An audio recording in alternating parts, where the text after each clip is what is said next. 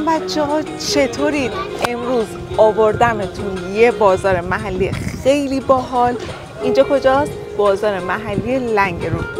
بزن با هم بریم کل اینجا رو بهتون نشون بدم و شما حس خوب بگیرید ازش، چون من خودم که عاشق این بازارم.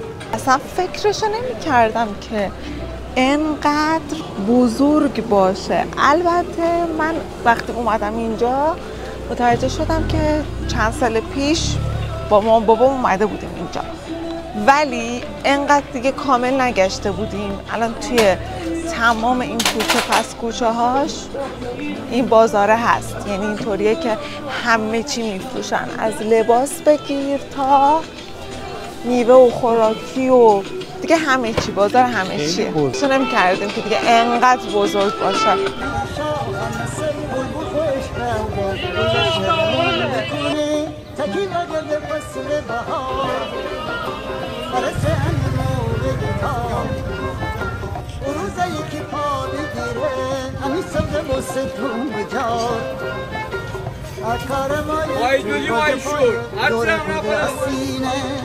وقتی بابا شکونی با اچن کل زمینه میگه دوباره آخر کار وقتی که چون میگینه با قلب و بطوانیم رایی حاصل کار تو شیرینه.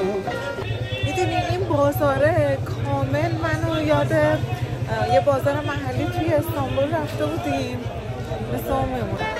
هر سال که بجل جوره بریم بدیم بغنی ناریم، هرچی سختیه همه جمعینیم دیگه داره امرت بجبینیم، خیلی جنین و شنبه دست دست بچینیم دست دست بچینیم.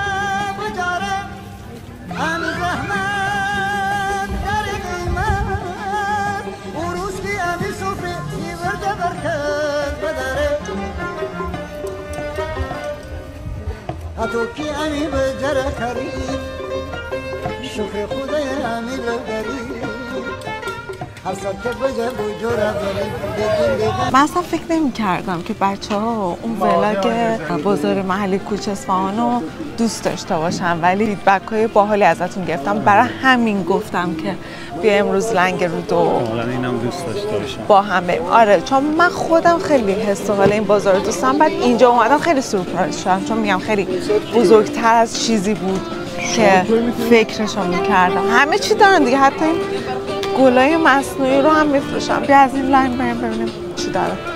شما نظری نداری؟ نه جالبه. چرا موتو بچه‌ها ما همیشه تو رشت دچار رطوبت زدگی آره، تو این استان ما همیشه دچار رطوبت زدگی طبیعیه. اگه دارید از شهر خشک این ویدیو رو میبینید فکر نکنید که ما خیلی به هم ریختیم. اینجا ما تو خونم درست کنی بیای بیرون همینطوری میشه.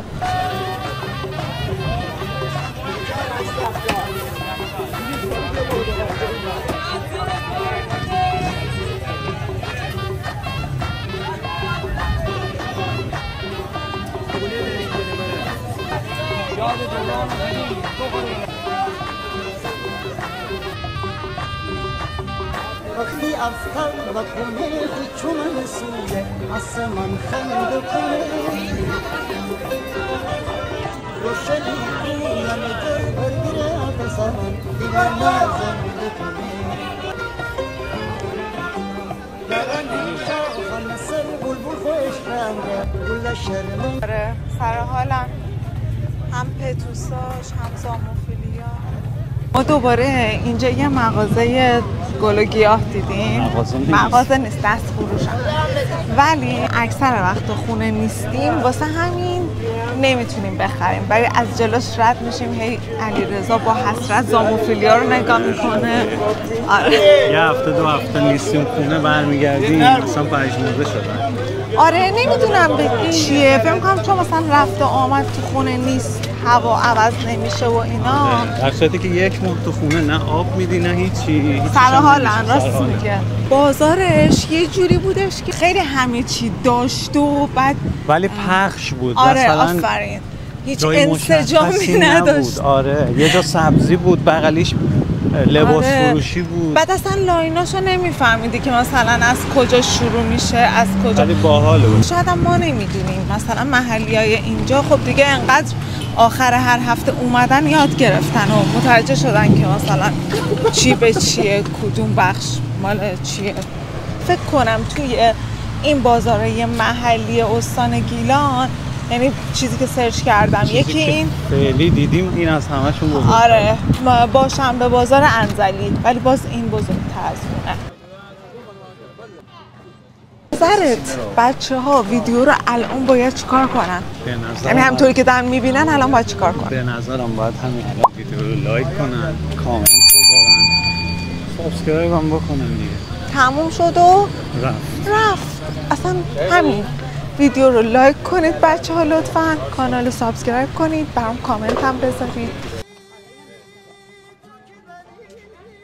من عاشق این حصیر مسیر و چیزا اینجوری، سبد و زنبیل و خیلی خوشم میاد. الان دوست داشتم یه دونه از این سبد و میخریم. آره باحال بود. امروز هم دوباره از اون روزاست که روی مود خرید نیستیم، یعنی ما میذاریم اون روزایی میایم بازار محلی که روی مود خرید نباشیم که چی؟ که نخریم. یعنی نگاه میکنیم ببینیم خب امروز اصلا حس خرید نیست، پس پاشو بریم بازار. این قشنگ زندگی اینجا جریان داره، همه مردم مشغول خرید هفته بعدشونن، حتی لباس میخرن. یه ولاگ انزلی آخرش ما قرار بود بریم شام بخوریم دیگه، اون ساندویچای سرد که من اگه اون ولاگو ندیدید حتما ببینید. ولی چی شد؟ آخرش ما قسمت نشد بریم اون ساندویچ بخوریم چون روز تعطیلیه. یه اون آقای بود. امروز من و علیرضا تصمیم گرفتیم هر جوری شده چیکار کنیم؟ بریم بخوریم. البته اگه نگه باز تعطیله امروز. نه دیگه امروز شنبه نیست که، امروز جمعه است، امروز هست.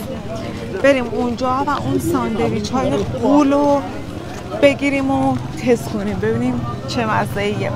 البته علیرضا بیشتر واسه این قسمت هیجان داره. نه من هیجان خاصی ندارم. پس نخوریم اونو؟ نه یک هفته است بچه‌ها، یک هفته است هر شب تو خونه داریم پرسه میخوایم بریم اون ساندویچ رو بخوریم. آخه 10 سریه میخوام بریم جور نمیشه، خیلی عجیب شده برام. چون تازه توی رشت باز شده، خیلی هم اینجوری شلوغ میشه و صف براش میکشن، مخصوصا شب. حالا ما امروز تایم ناهار میخوایم بریم.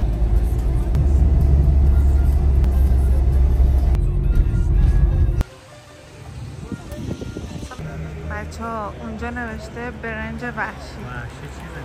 چنگ میزنه دیگه.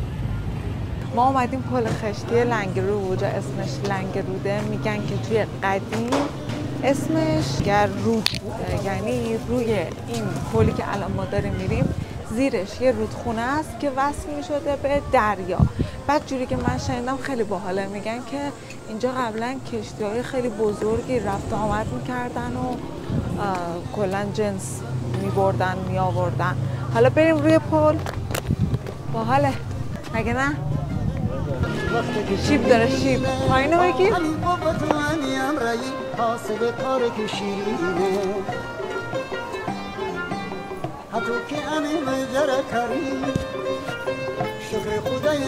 خب توی گذشته ارتفاع آب خیلی بیشتر بوده. الان این طرف رو بگیر ببین، تا تمام این دیواره ها تا اون بالاش آب بوده، ولی خب الان دیگه به مرور زمان خشکسالی شده، الان سطح آب خیلی پایین اومده.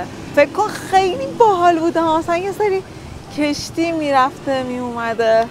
آخه یه سر اینجا خنک اونجا. یه چیز باحالی که لنگرود داره و من توی ویدیوها دیدم اینه که اون پایین یه سری قهوه خونه هست، همیشه یه سری از مردای اینجوری محسن‌تر سن بالاتر میشنن اونجا، تخته بازی میکنن، شطرنج بازی میکنن، املت میزن. خیلی اون قسمتش باحاله. حالا اگه پیدا کنیم که از مسیرش از کجاست میریم بهتون نشون میدم.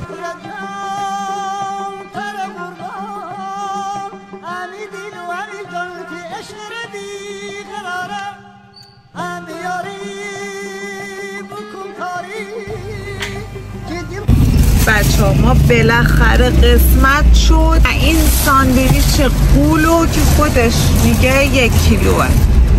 ببینید اینجوری 2 تا تیکش میکنه. وای من اصلا دیگه صبرم نیست که بخوام تا خونه منتظر بمونم. الان دیگه میخوام بخورم چون واقعا نمیتونم. من گشته میشم گانه میشم، ولی بوی خیلی خوبی میده. امیدوارم طعمش مثل ساندویچ هایدا باشه چون من هایدا خیلی دوست دارم. این بعد خورد چقدر بزرگه. 2 تا لایه‌ام بزنه به نظر من اوکیه. نظر تو چیه؟